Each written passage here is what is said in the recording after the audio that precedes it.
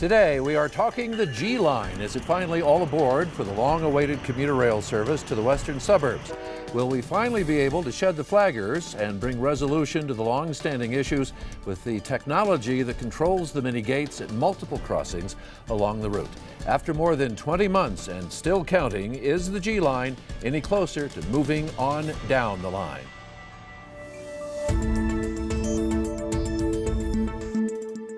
Hello everyone, I'm Mark Koebrich. In our studio here at Lakewood 8 today, we have our Arvada Mayor Mark Williams, an outspoken advocate for getting the trains rolling, and a mayor who has been, well, less than happy with the process, the long process, and his counterpart in Wheat Ridge, Mayor Bud Starker, also on record as feeling that the delays have not been entirely necessary, and also today to help keep our train, our program on the tracks here in terms of all the technology involved, because there is a lot of it and it's quite complicated. RTD spokesperson Scott Reed, who knows a lot about how the trains roll. Gentlemen, thanks to all of you for being here today.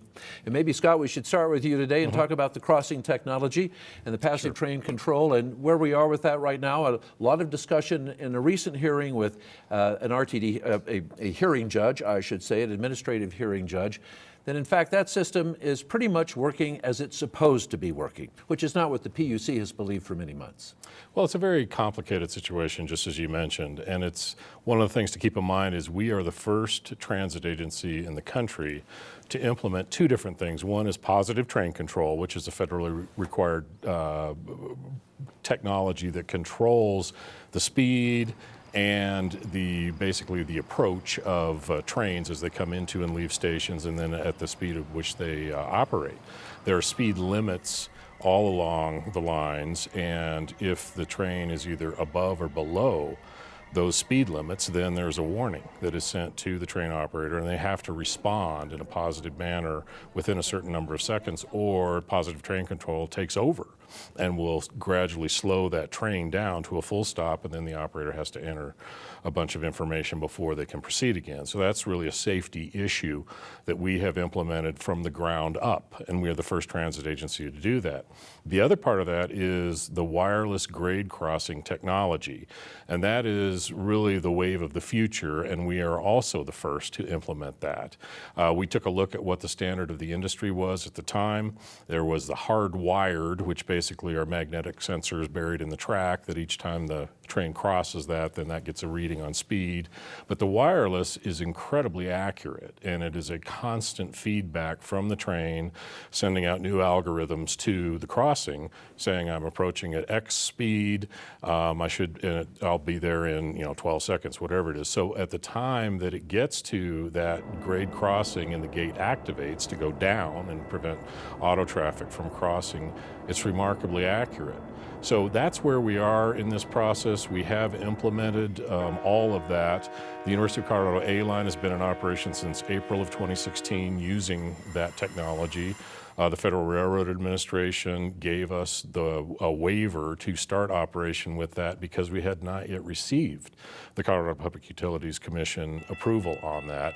And that's why you see the flaggers, the gate attendants out there. The only function of those flaggers is to keep automobile drivers from doing something stupid by trying to go around the gates. And they have nothing to do with the train operation because the train gates operate exactly as they're designed. As they're designed. And I know you've got a lot of bell curves that show that, yes. Operational situations, and I think there's 1,000 crossings a day, correct me if I'm wrong, That's something about right. like that. And there's been one episode, that was a driver who intentionally drove around the gates. They call it suicide by train, but otherwise there have been no incidents at any of the crossings. No, we've really been operating exactly as designed, and we are absolutely confident that it is safe. We have stated that repeatedly. We stated that with the administrative law judge hearing last week, presented a huge amount of information, and we are very confident that the system operates as designed and is fully safe. Now to the mayors, and Mayor Williams, I'll start with you. You've been very outspoken about it. You believe the line is safe, the technology is good, and it's long since time for the trains to roll. Well, Mark, I certainly do think so, and our citizens think so. You look at what the RTD, what Denver Transit Partners did in terms of the technology and everything. It seems to be proven. The FRA says it's safe. And then you look at what the communities have had to do in terms of those crossings to make them quiet zone eligible.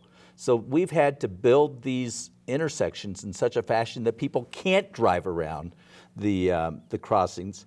And so we know they're safe. You'd have to be in a Mack truck to be able to get around them, and somebody in a Mack truck's going to be a lot smarter than to try to cross at those intersections. So, certainly safety is our number one concern, without question.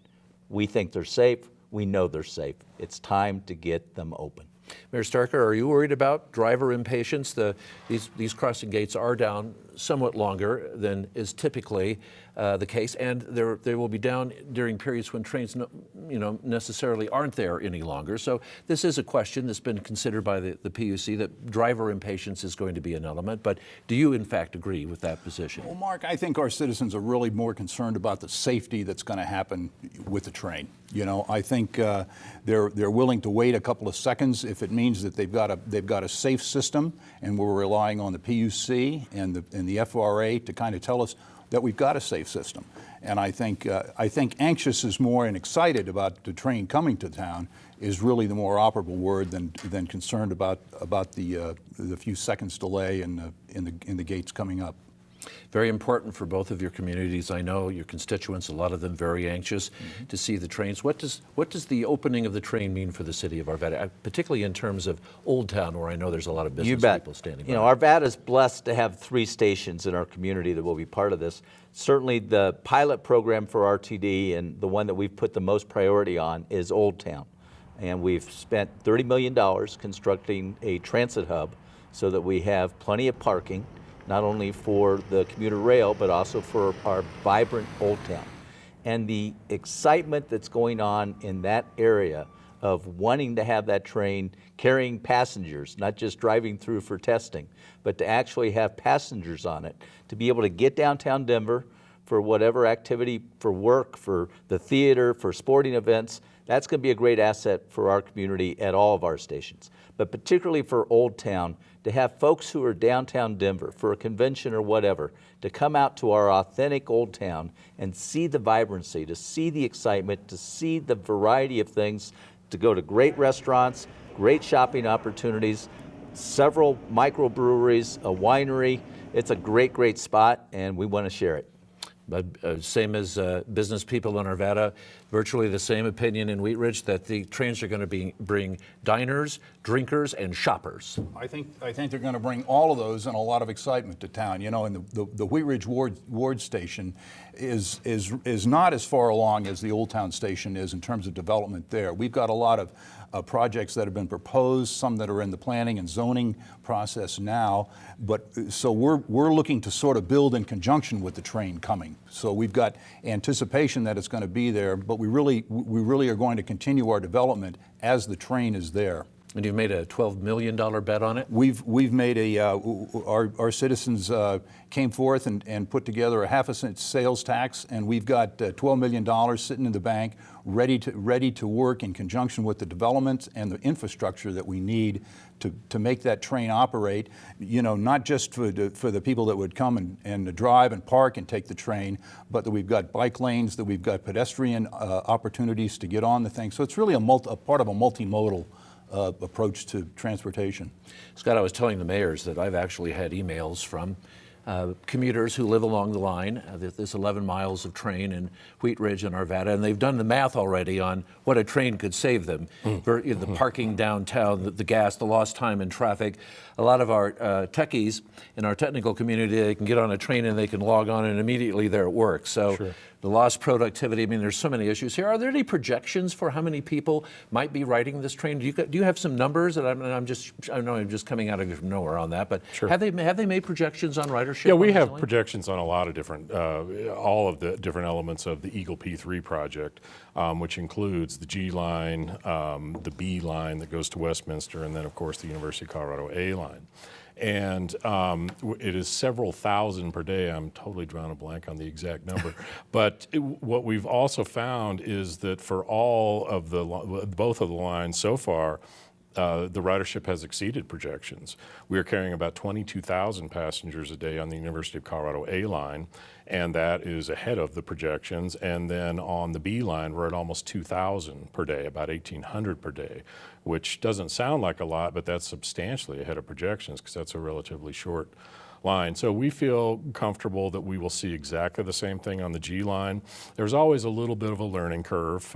People get so used to their normal commute patterns, and then you throw something like that in there, it takes a while for them to get used to that.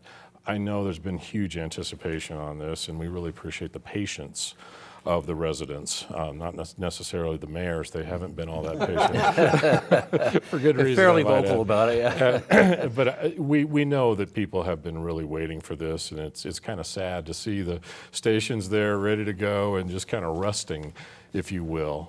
But also, I do need to go back to the process with the Public Utilities Commission. They are, just as we talked about earlier, they are very much invested in the safety of the communities that they serve. We have worked with them for many years since we opened the first light rail line, clear back in 1994, and they approve our grade crossings for all of our rail operations. And we have had back and forth with them for all of those at-grade crossings that we have. So we know that that's their concern. They're not doing something just to be, obstinate about it, that they really want to be sure that this, which is brand new to all of us, works for their evaluative criteria. And what we saw with the Federal Railroad Administration, who did issue acceptance of or certification for our system late last year, that they had to kind of change their criteria because it's brand new. And we think that's where we'll end up with Colorado Public Utilities Commission, that they will go back and say, well, what you originally submitted through Denver Transit Partners is not exactly operating the same way today as what the plan was that was submitted. So we fully understand that there's a little bit of a disconnect there, but we think the information that we presented through the latest hearing really proves it is safe, it works within the activation times. Constant warning is what they are looking for, and it is absolutely safe. We presented, I've got here this, real good, interesting TV here to show what, the That's bell curve. a great chart. Did you draw that? Yeah, exactly. And what it shows here, I don't even know how I should show this, but it shows the bell curve here with the red on either side is the activation time.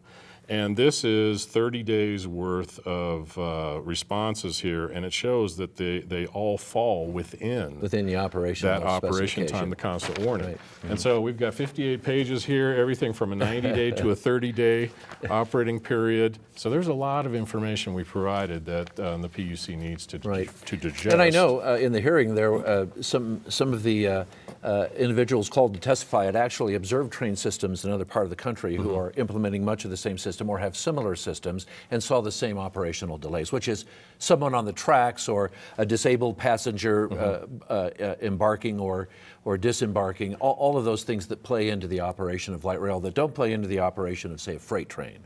Exactly, Yeah. and that's one of the things that we know with positive train control, especially because that was actually developed as a freight railroad technology and is being utilized by both freight rail, commuter rail, and Amtrak.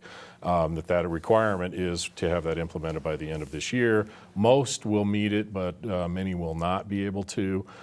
We went ahead. We could have actually started without implementing positive train control and still met the deadline to kind of overlay it. And we really felt that building it into the system from the ground up, plus utilizing what was the most effective technology and kind of cutting edge technology with the wireless grade crossing technology, was really the way to go. Now, again, we are kind of the guinea pig. It's interesting how many other transit agencies and railroads are kind of looking over our shoulder to see what it is we're doing, because they plan on implementing exactly the same technology. And they have to, right? I mean, federal law says they do. Yes. But the question is if they use the kind of the hardwired system or the wireless, as we are. And most are leaning toward implementing wireless eventually. That is going to be the wave of the future. Right.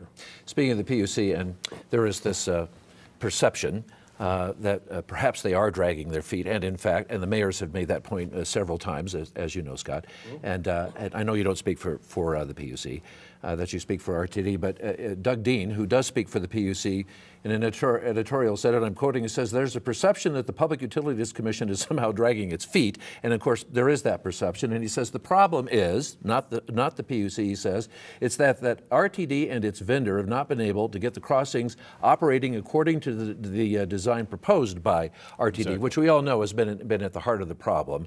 But it looks now that it's a problem that we might be leaping. But I guess my question might be, Mr. Mayor, first, Mayor Williams, do you think maybe the PUC's been dragging its feet? Do you maybe think that there is some suspicion that they somehow lack the technical sophistication to understand the hardware, and that's resulted in the delay? Well, it was interesting. Mr. Dean's guest editorial was in response to my guest editorial right? In the Denver Post, so we knew that we had their attention. We had a very animated meeting at our Arvada Center with citizens that RTD hosted as a forum, and our folks are fed up.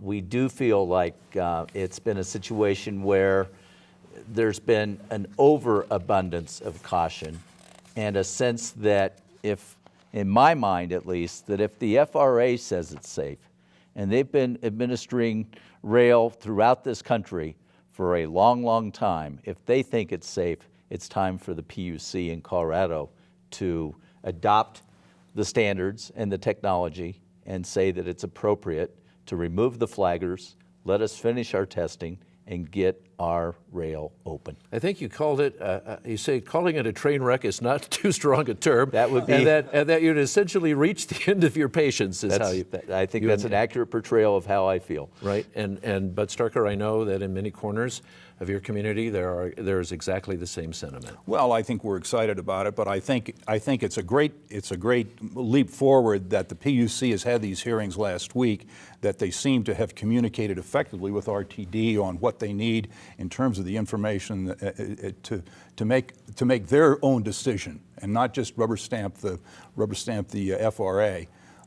But I think the main thing is that we're looking for a train that's safe to ride, and excited to have it. There are so many wonderful quotes out of the editorials that have been going back, which I think started a healthy discussion about the trains. But Doug Dean also says, in his defense, that he understands the urgency of the situation and the need to expedite a decision. However, he says he has personally instructed the administrative law judge to do exactly that, to arrive at a decision. But he does say that the common denominator for everyone is safety. But it does seem, Scott, that it has been a protracted period and that there has been plenty of time to arrive at that conclusion. Or am I being? I guess my question is, have they been overzealous, or do I have misdirected opinions about that? Well, again, I can't speak for the PUC in terms of their day-to-day workings and whatnot. We have had a wonderful working relationship with them for almost a quarter century. We think that it is still a fantastic working relationship. I completely agree with what Mr. Dean says there, that what the original design that we had, which, because the technology didn't exist at that time, was kind of a best guess. And then what we originally had in operation didn't exactly meet up. That's how we ended up with the flaggers, the gate attendants in place, to be sure that while the gates might come down a couple seconds early, stay down a little bit too long, and then that created the potential for auto drivers to get impatient and try to do some unsafe maneuver around the gates, or trying to go the other way, whatever it might be. So in the PUC's defense, that is absolutely correct, that what we originally implemented did not meet up with the original design submitted by Denver Transit Partners, our contractor. What we have been able to prove, we believe, is that regardless of what that original design was, the trains are operating in a perfectly safe manner.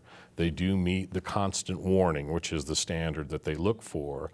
And the bell curves that I showed earlier really prove that over and over and over again, they are within that constant warning period, and they activate the gates exactly as they should be, although it is not the same as what we had originally submitted through our contractor. So that is something that steps outside of the PUC's normal operations requirements. So what they're doing now, I give tremendous credit to them for appointing the administrative law judge who can act as an independent fact finder, if you will, to gather information, the tons of information that we kind of shoveled to him, and take a look at that and make a recommendation to the 3 members of the PUC commission, and then they can come forward with a decision. So extremely pleased with how they have kind of stepped outside of their normal process, recognized that this is a little bit different than what they normally deal with, and so they brought in someone who can do something different through the investigative process that he is charged with doing. And so far, we have been very pleased with what we've been able to provide and then the feedback. I think, Mark, as you pointed out, it comes down to an argument of literally over seconds. We're talking about a matter of just seconds here. Scott will agree. And they went on to say that this argument has essentially exhausted the patience of taxpayers, commuters, and business people in your 2 communities. That's correct. Yeah, so they're kind of over it. Do you still hear about it? I know that you have a meeting tonight, Bud has several meetings tonight. You have big things going on this weekend. Do you hear about it wherever? Do taxpayers bring it up? It is the #1 question I get every place I go. Which is? When is the gold line, when is the G line going to open? And that's your experience as well, I know. We have a great interest in the train, and and we're anxious for it. We don't hear it because it's coming to sort of a new part of town for us. So it's a new development opportunity for us and a new transportation opportunity. We're anxious for it to get there. We want it to come and be safe and be usable, because we've got a lot of plans in store for it. I know because I have personal experience with it when the Southeast Light Rail opened up down in that end of town. It was a tsunami, first of all, of ridership. Everyone just couldn't wait to use the train and still use it today by the thousands, right, Scott? Yes. And I also know that it brought a tsunami of development. I mean, the building and business interest and dollars that were invested along with the train was a remarkable thing. And we still see that with other light rail stations opening across the community today. I'm sure you're expecting the same. Oh yeah, we've hoping for a tsunami, maybe tsunami. Maybe tsunami's a little bit. You got to temper that a little bit. But we've got a lot of excitement. We've got developers who have plans in the works in planning and zoning to bring some new housing options, to bring some for sale housing product to us, to bring some retail opportunities. I think it's going to be great. One of the things that we know the development community looks to is whether or not the public sector is making an investment before the development community will put skin into the game. And to see the rail come in, to see these stations getting built, gave the development community the confidence to say, okay, fine, we're going to join in as a partner and develop some important projects within our communities. So now all we need is to get the final approval so that the passengers can come, because the infrastructure's there, the TOD is coming online, we're primed and ready to go. It's a beautiful thing when they go down the line, just compared to the little light rail cars. I mean, it really is a remarkable engineering thing to watch the trains roll. I'm a big fan of them. I have another letter from a viewer here that say, look, if you get a chance to talk to the mayors, ask them when they're going to stop these stupid train horns. And the administrative judge said the same. I think they blow 1,700 times a month or some incredible number of times. And I know that you two have heard about those as well. Right. It's interesting. I received an email as a response to my letter, my opinion piece in the Denver Post, from someone who lives in Stapleton saying, Mr. Mayor, watch out what you're wishing for, because once you do get the trains running, you're going to have these horns going all the time. What are you doing about it? And that's why we went ahead and constructed the quiet zones, so that the next step in the process, after we get the permission to finish testing and get them open, will be to go through the process, which the cities have to do, of applying for those quiet zones, and we are ready to go. I know that you have in your community one of the most desirable neighborhoods in the country to live in. Is that Applewood or Applewood? Yes. And there are strong sentiments there about too much train noise. Well, absolutely. People are right to expect sort of quiet enjoyment is the phrase of their property and their life, and we can't wait to get it to happen. And quiet zones, Scott, how does that work? That is something that is governed by the Federal Railroad Administration. And basically, the federal requirement is that each time a commuter rail or a freight rail train comes to an at-grade crossing, even if it has gates and whatnot, it is required to sound its horn. I believe it's like a 3 sounding as it goes through, approaches and goes through the grade crossing. Quiet zones are something that communities apply for. You know, a transit agency or other agency can't apply for the community because basically the community is taking on a little bit of risk, saying, I'm okay with not having the trains blow their horns through those intersections, and we will be aware of, you know, kind of the danger of the train coming up. You know, the grade crossings all are gated. They're all quad gates, as Mayor Williams mentioned there, which are incredibly safe. And so once we get the certification from the Colorado Public Utilities Commission, then the applications can happen. We've been working with the various communities to be sure we have in place already, you know, the application process, and hopefully it will be a relatively short period of time. But it is an interesting scenario that the Federal Railroad Administration basically defers to the Colorado Public Utilities Commission for the grade crossings, but then the quiet zones are implemented by the FRA. Exactly. I had one person who lives very close to a train. They've invited the mayors to come and spend an evening in their house, particularly during dinner, and it's worse than telemarketers, she says. I'm going to arrange that for you, by the way. Gee, thanks. Mark, one of the good things we've got in Arvada is that we have another rail line that runs through town, and we've installed quiet zones, have gone through the process. We know the steps. We know how to get it done. We will get it done. We have a few minutes left. I know when the Southeast Light Rail opened, one thing that was unexpected was no one says who can ride the trains, and there was some problems that came through the trains as well into neighborhoods, problems that didn't exist before, problems with guests that were not necessarily wanted in the neighborhoods, and there's some criminal activity that came as a result of it. Are you worried about what the trains might bring, either of you? You know, we've worked with our police department in preparation for what's going to be coming, both positive and negative. And we feel very confident that we're going to have it well underhand. We know that we've entered into agreements with RTD in terms of the policing at the stations, and we'll be able to handle it. You think they're up to it, Bud? I will echo that because, you know, we've had discussions in our public safety officers about how we're going to assure the safety of the public at the stations and on the train, and I think it's going to take care of itself.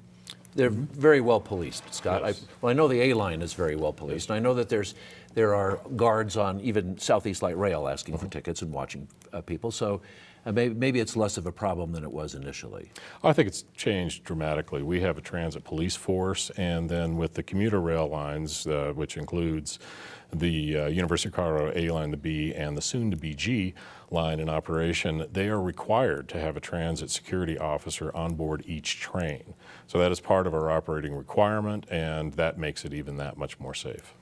Are any of you, Mr. Mayors, are you in a position to ride the train, or is that part of since you spend most of your day in your city, probably not, but will you have occasion to ride it, do you think? Absolutely. I'm looking forward to it. I've ridden the light rail. I haven't ridden commuter rail, and I've ridden hard, passenger rail, but I'm looking forward to it. Right. Yeah, I've had the opportunity to take the A line out to the airport, and so love the technology and the commuter rail. And my wife and I are looking forward to the opportunity to be able to park our car in Arvada and take the train downtown to either theater events or sporting events. We are Bronco fans, is required. So we'll be going down there. Yeah, the trains provide great transportation to large events. That's what they're best at, it seems, is moving large amounts of people at a given moment. I'm curious, are you train proponents, or were you largely train opponents when this began, or have you always been pro-train, big train? I've been a pro-train. I lived in Europe when I was growing up, and we rode the trains there, and I think it's a really viable form of transportation. And when you look at the advent of electric and self-driving cars and Ubers and Lyfts, I think the whole transportation issue is changing, and I think train travel is definitely a part of that. And you are a train. Yeah, well, absolutely. Multimodal is the future with the growth that we've got in our state, and particularly in the metro area. We have to have all the varieties, and certainly trains and commuter rail and light rail are all part of the solution. Well, I think it's going to be fascinating to see what's ahead for your neighborhoods.